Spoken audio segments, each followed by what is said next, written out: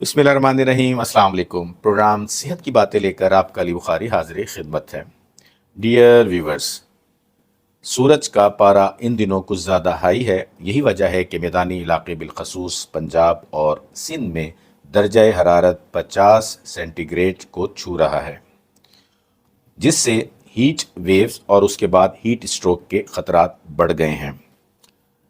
इस हवाले से आज हमारे दरमियान हमारे एक्सपर्ट मौजूद हैं, जनाब हकीम मोहम्मद अमजद इस्माइल साहब। हम इनसे इस हीट वेव के ख़तरात, उसके बाद इसकी अलामात, एहतियाती तदाबीर और इलाज के बारे में जानने की कोशिश करेंगे। अस्सलाम वालेकुम हकीम साहब, मैं आपका तहे दिल से ममनून कि आप हमारी दरख्वास्त पर एक बार फिर काशान आसरा तशरीफ़ लाए। वालेकुम सलाम जनाब, बहुत शुक्रिया। आपकी मोहब्बत, आपने दोबारा मदऊ किया और यकीनन आज का टॉपिक भी कोई अच्छा ही टॉपिक होगा। आप बड़े चुभते हुए और बड़े अच्छे टॉपिक्स लेकर आते हैं। जी बिल्कुल हकीम साहब, जो इन दिनों मौसम की जो सूरत हाल है, इतना गर्म मौसम, और आप भी यकीनन सफ़र करके हैं, आपको भी अंदाज़ा होगा। हमने आज जो मौजू रखा है वो है हीट स्ट्रोक। तो हम इसके बारे में जानने की कोशिश करेंगे आपसे कि ये हीट स्ट्रोक है क्या और इसके क्या नुकसानात हैं। जी बुखारी साहब, बहुत ज़बरदस्त टॉपिक और उसको हम फेस कर रहे हैं आजकल। गर्मी बहुत शदीद है हर जगह। और बुनियादी तौर पे हीट स्ट्रोक जो है वो हमारा हमारा जिस्म जो है उसकी इंसुलेशन यानी गर्मी को ख़ारिज करने वाली जो पसीने के ज़रिए से होती है वो कैपेसिटी जो है वो ख़त्म हो जाती है। और उसमें और ये काम जो है जिस्म जो है वो बुनियादी तौर पे पसीना ख़ारिज करके करता है। और हमारे दिमाग में एक थर्मोस्टेट फिट है जो बॉडी के टेम्परेचर को मेंटेन करता है, चाहे हम सिब्बी की 50 डिग्री सेंटीग्रेड में हों या हम नथिया गली की माइनस टेम्परेचर में हों। हमारा हमारा जो बॉडी का टेम्परेचर है वो यकसा रहता है 37.5 से लेके और 39.67 तक गालिबन सेंटीग्रेड। तो ये चेंजेस जो हैं बुनिया बॉडी, उसको ये अल्लाह ताला का बड़ा करम है कि हम उसको बड़े आसानी से, हमें पता भी नहीं होता कि सर्दी और गर्मी में जाने से हमारे जिस्म में किस किस्म की कमाल तब्दीलियाँ पैदा होती हैं और वो हमें मेंटेन रखती हैं। सही। तो हीट स्ट्रोक जो है वो बेसिकली उस तब्दीली में किसी किस्म की कोई खामी पैदा हो जाए और इंसान जो है उसकी रेजिस्टेंस हीट को बर्दाश्त करने की वो कहीं ब्लॉक हो जाए, उसको हीट स्ट्रोक कहते हैं। ठीक। अच्छा, ये तो हीट स्ट्रोक के बारे में, इसके क्या नुकसान आते हैं बताइएगा।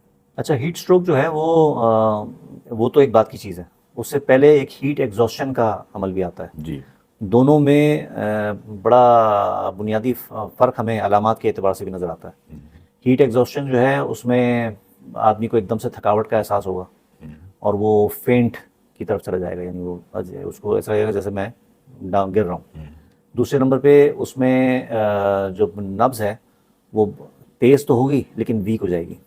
दिल की धड़कन तेज़ होगी। दिल की धड़कन तेज़ हो जाएगी और पसीने जो हैं वो बहुत तेज़ी के साथ निकलेंगे, बहुत ज़्यादा निकलेंगे। और उसी के साथ साथ जो है आपका जो वो है जो स्किन है वो बहुत ज़्यादा नम और ठंडी हो जाती है उसमें। और उसके साथ साथ नौजिया, वॉमिटिंग वाली कैफियत ये भी हमें देखने को मिलती हैं, मतली होती है, उकाइयाँ आती हैं। बॉडी टेम्परेचर कहाँ तक है सर? बॉडी टेम्परेचर जो है ये फिनोमेना है जो आप लेके जा रहा है उसको, यानी अभी बॉडी जो है वो रेजिस्ट कर रही है और पसीना निकाल कर उसको मेंटेन करने की कोशिश कर रही है, लेकिन हो नहीं पा रहा, लेकिन हो नहीं पा रहा। तो फिर मरीज जो है वो ना सिर्फ ये कि शदीद किस्म की उसके अंदर थकावट आती है, क्रैम्प्स पड़ने शुरू हो सकते हैं, टांगों में भी हो सकते हैं, पेट में भी हो सकते हैं। सही। तो ये तो हो गया हीट एग्जॉस्शन। ये अलामात आएँ तो हमें पहली फुर्सत में अलर्ट हो जाना चाहिए और जो भी हम काम अगर इस नौयत का कोई कर रहे हैं तो हमें फ़ौरन अपने आप को उससे हटा लेना चाहिए। हीट स्ट्रोक में इन सारी चीज़ों में ज़रा सा थोड़ा सा फ़र्क आ जाता है कि आपको जो है एक थ्रॉबिंग पेन, यानी ऐसा लगता है कोई धड़कन वाला पेन जो है वो सर में वो फील होता है। नब्ज़ जो है वो कभी हो जाती है, यानी बॉडी जो है फाइट करना शुरू करती है, कभी हो जाती है और फिर तेज़ भी होती है, उसमें भी तेज़ होती है, इसमें भी तेज़ होती है, लेकिन उसमें वीक थी, इसमें स्ट्रॉन्ग है। इसमें जो है जिस्म खुश्क हो जाता है, सुर्खी आती है स्किन के ऊपर और ड्राई हो जाती है स्किन, सर पे भारीपन और वो डिज़नेस, फेंट, वो तो साथ साथ हेलुसिनेशंस, लोगों में एक कॉग्निटिव बिहेवियर जो है उनका वो एक ऐसा लगता है कि भाई मैं वो अपने काबू में नहीं है, वो कुछ और कहना कुछ चाहता है, कर कुछ रहा है, बोलना कुछ चाहता है और आखिरकार वो कोलैप्स होकर गिर सकता है अगर उसको प्रॉपर वो ना मिले।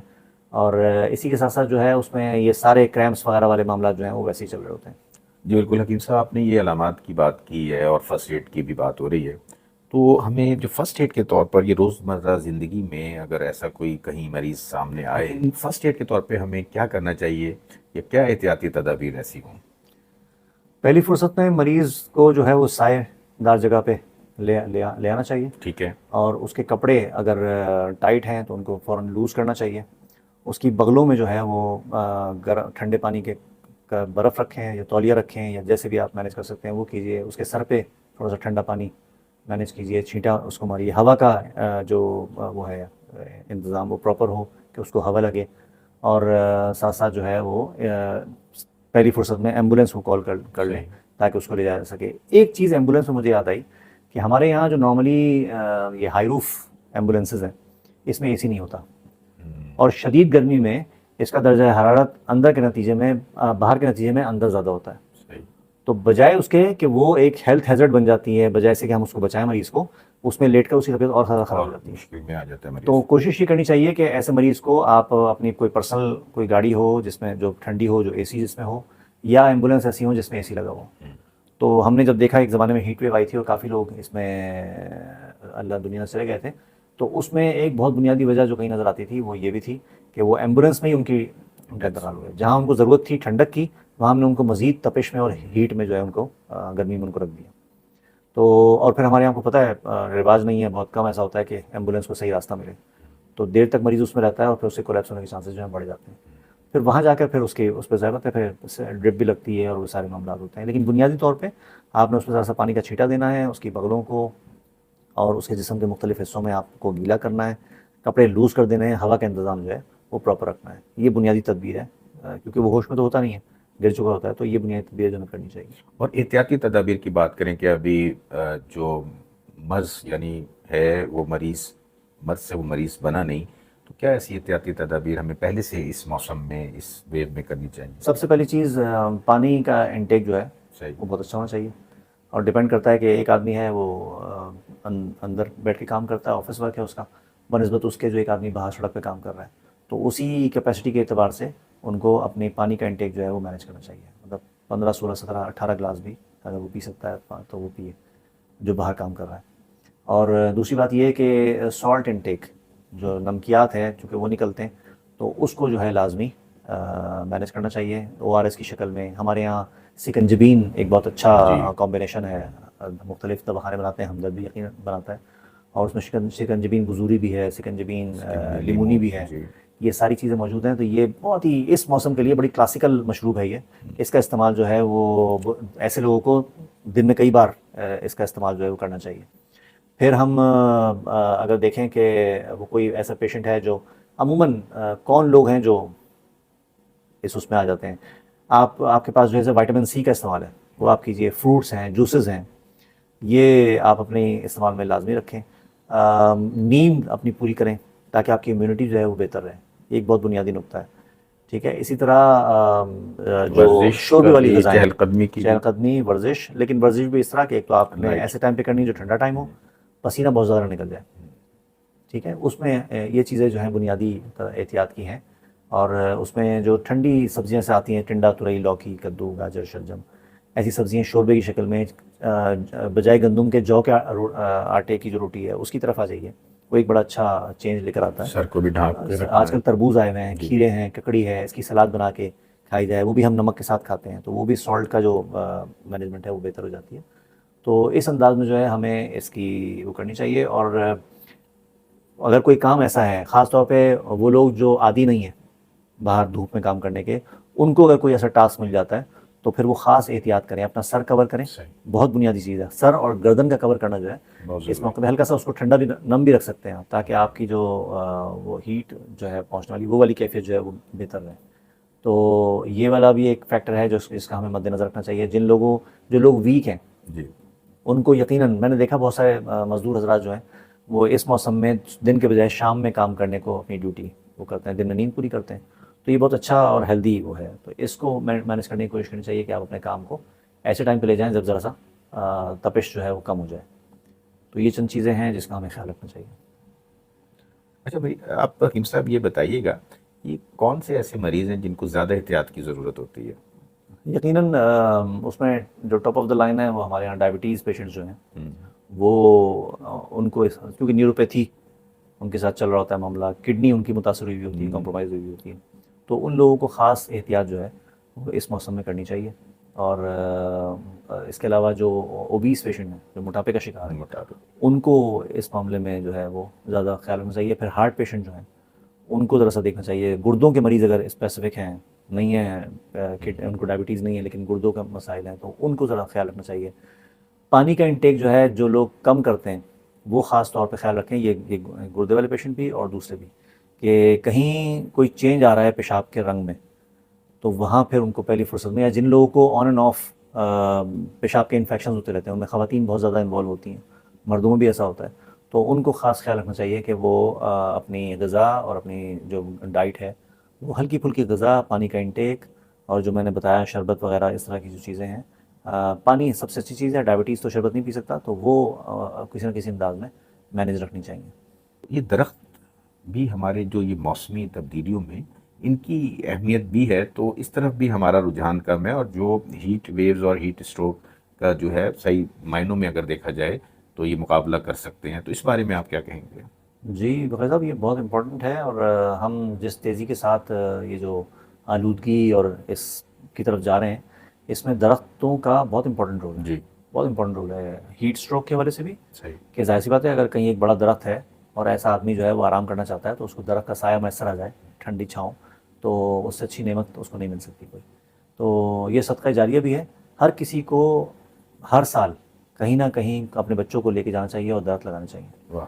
इसमें नीम जो है वो बहुत बुनियादी रोल प्ले करता है। नीम के अंदर कैपेसिटी है कि वो, मैंने कहीं पढ़ा था कि वो पता नहीं 3 एसी जो हैं उनके मुताबिक जो बमिक़दार वो ठंडक पैदा करता है, और ऑक्सीजन उसकी बड़ी अच्छी है। फिर साथ-साथ नीम जो है हमारे यहाँ मुसफ़्फ़ी खून के जी। तौर पे भी इस्तेमाल होता है, तो उसकी छाँव जो है वो हर लिहाज से इस मौसम में बड़ा क्लासिकल रोल प्ले करती है। मतलब हीट वेव के हवाले से भी, और प्लस कहते हैं जहाँ नीम का दरख्त हो वहाँ जल्दी अमराज भी दूर रहते हैं। यकीनन मुसफ़्फ़ी खून है ना, तो इसकी छाँव, इसकी इसमें से गुज़रने वाली हवा, वो सब चीज़ें जो हैं वो उन फैक्टर्स को से मुज़य्यन होती हैं, लिए हुए होती हैं कि भाई वो मुसफ़्फ़ी खून भी है, वो जल्दी अमराज में मुफीद है, और ये जो ठंडक वाला कंटेंट इसका है, ये ख़ास तौर पे इस मौसम में लाजवाब है। वाह। बहुत शुक्रिया हकीम साहब, आपका एक बार फिर ममनून दिल से आप तशरीफ़ लाए। बहुत शुक्रिया जनाब, थैंक यू वेरी मच। बहुत इंपॉर्टेंट टॉपिक था आपका, बहुत मज़ा आया। उम्मीद है इंशाल्लाह हम ऐसे ही टॉपिक्स के साथ दोबारा फिर आप हमें। हमसे मुखातिब थे जनाब हकीम मोहम्मद अमजद इस्माइल साहब। आप हमें हीट स्ट्रोक की ख़तरात, उसके नुकसानात, उसकी अलामात और एहतियाती तदाबीर से आगाह कर रहे थे। हमें बता रहे थे कि हमें इससे कैसे महफूज रहना है। यकीनन आपने भी इससे इस्तिफ़ादा किया होगा। इन्हीं अल्फाज के साथ आपका अली बुखारी इजाज़त चाहता है। अल्लाह निगहबान। आपका अली बुखारी प्रोग्राम में की एक अच्छी बात यह है कि उन्होंने अपने प्रोग्राम में एक सेगमेंट आज की अच्छी बात रखा है। तो मैं समझता हूँ कि आज की अच्छी बात ये है कि हम जब भी घर से बाहर निकलें, एक तो हमने बात की कि पानी का इंटेक जो है बहुत अच्छा होना चाहिए। हमें अपने आप को बिल्कुल हाइड्रेट रखना चाहिए, पानी की कमी ना हो। जब भी आप घर से बाहर निकलें, अपने लिए तो पानी रखें ही रखें। बाहर एक बॉटल आप इजाफ़ी रख लीजिए। कोई मज़दूर नज़र आए, कोई पुलिस वाला नज़र आए, कोई ट्रैफिक वार्डन नज़र आए, कोई बच्चा ऐसे होते हैं जो रास्ते में बैठे होते हैं, काम कर रहे होते हैं, कोई मज़दूर हो, उसके लिए वो पानी की बोतल जो है, ठंडे पानी की बोतल आप उनको दीजिए, ताकि उनकी लिए भी आसानी हो और अल्लाह ताला आपको उसका अजर अता करें। दूसरी बात ये है कि जब गर्मी होती है तो हम खुद फ़ील करते हैं कि हम काफ़ी चिड़चिड़े हो गए हैं, हमें गुस्सा आ रहा है, और हालांकि हम लोग जो हैं वो गाड़ियों में होते हैं, एसी चल रहे होते हैं, तो उनका सोचिए कि जो लोग एसी में नहीं है, सड़कों पे काम कर रहे हैं, ट्रैफिक वाला जो है वो ट्रैफिक कंट्रोल कर रहा है, और पुलिस वाले जो हैं वो अपने खड़े हुए ड्यूटी दे रहे हैं मुख्तलिफ़ जगहों पे, तो इन लोगों में एक, इस मौसम में एक चिड़चिड़ापन, एक गुस्सा, वो सब कैफ़ियत जो है ज़्यादा होती है। आते जाते राह चलते भी हम देखते हैं कि मोटरसाइकिल वाले, गाड़ियों वाले जो हैं वो आपस में छोटी छोटी बातों पर लड़ रहे होते हैं। तो अच्छा ये होना चाहिए कि हम अपने अंदर टॉलरेंस पैदा करें, और उन लोगों का ख़ास ख्याल रखें कि जो उस गर्मी, उस मौसम को मद्देनज़र रखते हुए, हमारे जहन में होना चाहिए कि भाई इस मौसम का असर है, ये इसके अंदर ऐसी कोई ख़राबी नहीं है, लेकिन इस मौसम का असर है जिसकी वजह से ये मिजाजी तौर पे कुछ वक्ती तौर पे चर्चा हुआ है, तो हम उसको कोई पानी की बोतल पिला दें, उसको कोई अच्छी बात कर लें, उसको मुस्कुरा के देख लें, ये भी सदका है। ये मुस्कुरा के देखना भी जो है वो एक सदका है। तो हमें इस अंदाज में चीज़ों को